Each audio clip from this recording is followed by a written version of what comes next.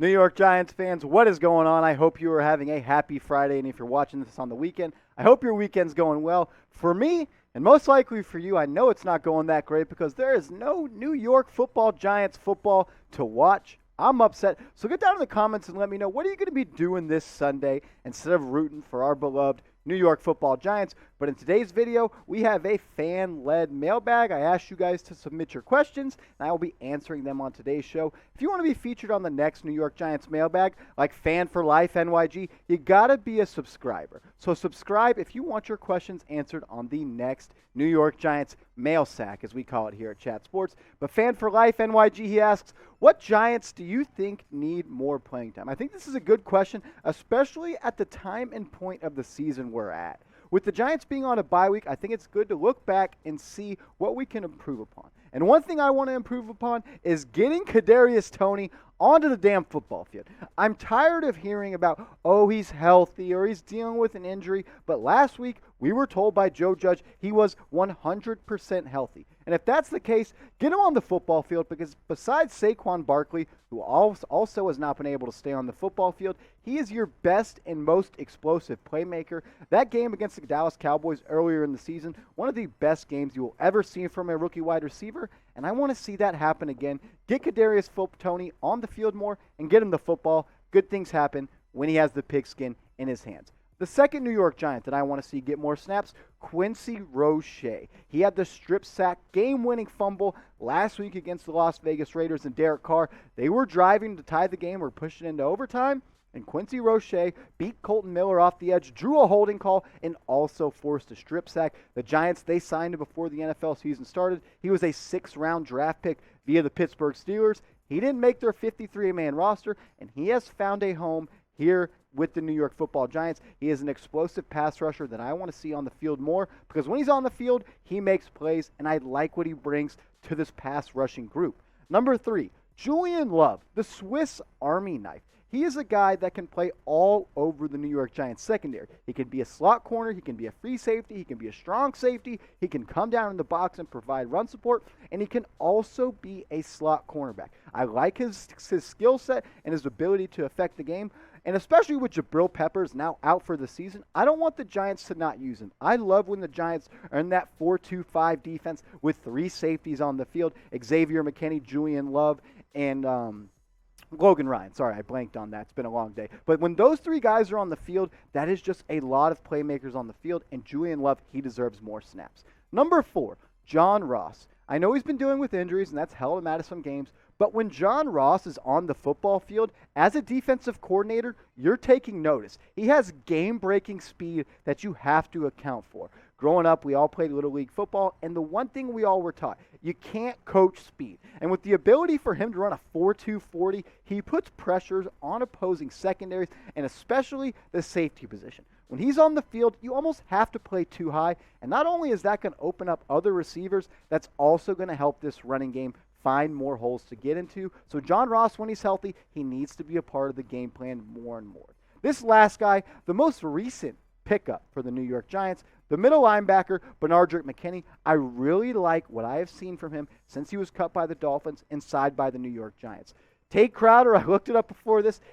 Via PFF, he is the worst rated middle linebacker in the NFL. I like Tate Crowder. He has a cool story. Mr. Irrelevant in the following 2020 NFL Draft. He's a quick linebacker, but he's not that great in run support. Last week, Josh Jacobs, the Las Vegas Raiders run game, they got after us. If Benardrick McKinney was on the field, I know you lose a little bit of coverage skills and potential at the linebacker spot when he's in, but he is a run stuffer, and he barely misses ever any tackles. He's a big hitter. I want to see him on the field more next to Reggie Ragland. But give me a name. There's been, 9 games so far through the season. Everybody's got their own opinions. And when I ask questions like this, I want to feel and take the pulse of New York Giants fans. So get down in the comments and let me know. What Giant deserves more playing time? This next one coming in from Cry for Giants Wins. I love it. I'd cry for more New York football Giants wins because I'm crying when they don't win. But his question, with the bye week here and it being the midseason point, how would you grade Daniel Jones, James Bradberry, Adoree Jackson, and Leonard Williams? I would ask about offensive players, but they have all been hurt. That was good. It sucks. Saquon Barkley, Sterling Shepard, Kenny Golladay, they were supposed to be Andrew Thomas, Nick Gates. These guys were key parts of this offense, but they're hurt. So let's start with Daniel Jones. Is it Dan Jones or Daniel Jones? If you're a new New York New York Giants Now viewer, Dan Jones is the guy you saw versus the Los Angeles Rams when he had 3 interceptions and he lost a fumble. Daniel Jones, he's the quarterback you saw against the New Orleans Saints and the Carolina Panthers. Dan Jones, bad. Daniel Jones, good. And that's kind of what he's been so far this season, completing just under 65% of his passes, just over 2,000 yards, 8 TDs through the air, 5 interceptions, and 2 rushing TDs. The way I would grade Daniel Jones is this. If you can throw out the Los Angeles Rams game, if you can throw out the game against the Atlanta Falcons where he didn't have a passing touchdown, and if you could throw out, in my opinion, the game against the Las Vegas Raiders, I don't think he played that well in that football game, but I would give Daniel Jones a C++. Yes, a C++, but I like what I've seen from him. I would like for him to cut down on the turnovers, but what I say always about Daniel Jones is this. His good is good enough for him to be a starter and lead a team to the playoffs. His bad is really bad, and he's a turnover machine at his worst. But I like Daniel Jones, and I've seen growth from him. Next guy on the list, James Bradberry. He had a slow start to the 2021 NFL season. He got picked apart a little bit against the Denver Broncos. The Washington football team, he gave up the touchdown to Terry McLaurin. Played a little bit better against the Falcons and Saints. Got burned by CeeDee Lamb against the Cowboys. And the last 4 weeks, he has actually started to play really, really good and look like that same James Bradberry that played for the Giants last year. I like what I've seen from James Bradberry in the past couple of weeks. Next guy, Adoree Jackson, the free agent signing from the Tennessee Titans. The Giants, they gave him the bag to be the complementary piece to James Bradberry in the secondary. Be that lockdown cornerback number 2. And in the past couple of games, like James Bradberry, has picked up his play. He started to play much, much better. He really shined against the Kansas City Chiefs. And last week against the Las Vegas Raiders, he was, besides Xavier McKinney, the best New York Giants DB on the field. 52 tackles, 5 pass breakups. Hasn't got an interception yet. He's dropped a couple costly ones, but he is a playmaker, and I will expect him to get an interception before the season ends. When he's targeted, only 54.4% of the passes are completed. He's given up 283 yards, and he's allowed 2 touchdowns. I like what I've seen from Jackson, and as the season has gone on, you can see that he's become more and more familiar and stable in this Patrick Graham defense. Last guy, Leonard Williams, the bag getter. Dave Gettleman, he traded for him a couple years ago before the trade deadline for the New York Jets, and now he has cashed him out. I've kind of been back and forth on Leonard Williams, but what he's done so far this season cannot be denied. 5.5 sacks, a forced fumble, and 10 QB hits. It's always been a theme with Leonard Williams that he's been able to get to the quarterback with QB hits and pressures, but he hasn't been finishing. But this year, and especially last year, he's been getting the job done in the sack category. He is improving upon that, and these are my grades for these 4 players. Daniel Jones, C++. I like what I've seen from him, but there's definitely more areas of improvement that he can get to. James Bradberry, I give him a B. He struggled a little bit when the season first started, but he's coming around and he's starting to play much better. Adoree Jackson, I give him a B-. He got off to an even slower start than James Bradberry, but he's picked it up just like the rest of this defense being coached by Patrick Graham. I love Patrick Graham. And Leonard Williams, I almost gave him an A-, but I give him a B+.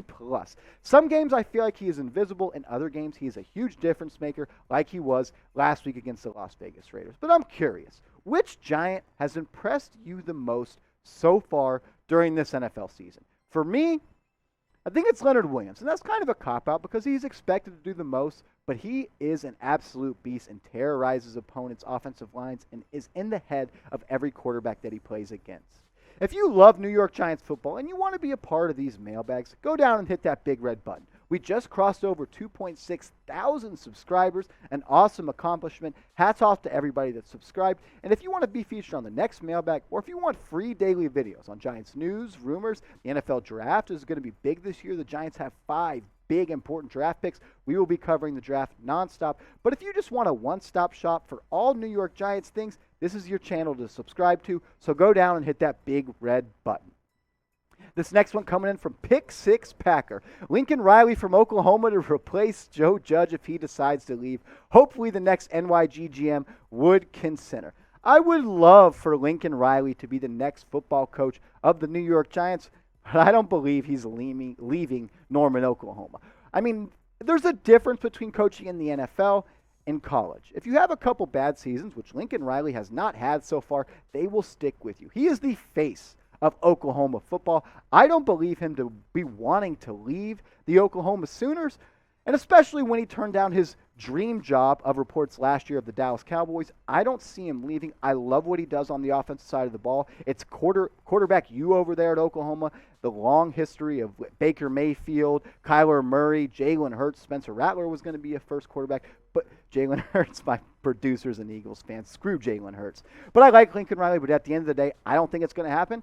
And I am more high on Joe Judge than I have been in the past. I'm going to give him more credit because this team is a couple offside penalties away from being 5-4. But let me know, would you be interested in Lincoln Riley if he left OU? Before Joe Judge was hired, Lincoln Riley rumors were hot that he may be interested in the Giants.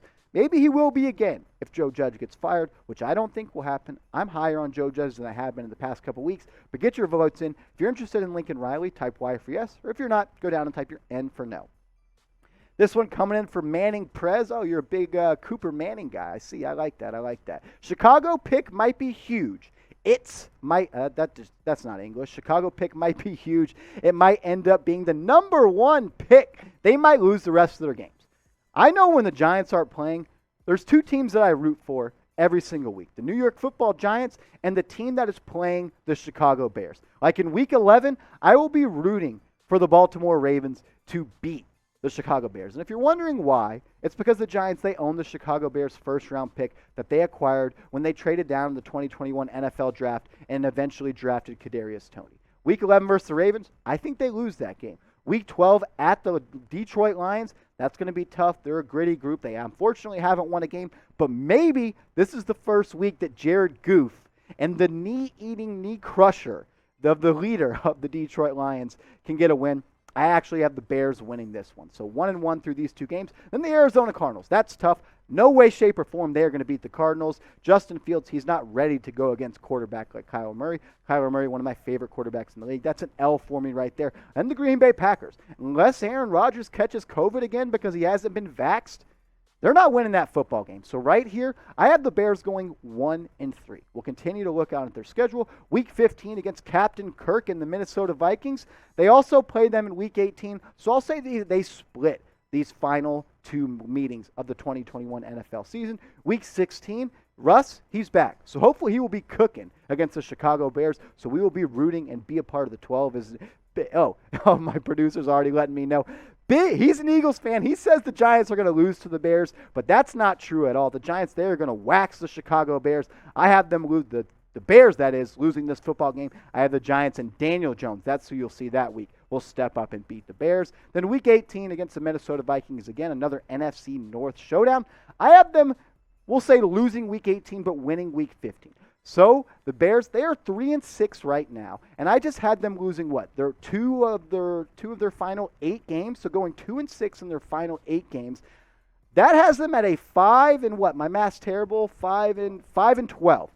I have the Bears finishing at 5-12, but you be the judge. Y'all are smarter than me. I always hear it in the comments, so predict it for me. What will the Bears' record be at the end of the season? I got them at 5-12, and hopefully that's a top 5 pick in the NFL draft.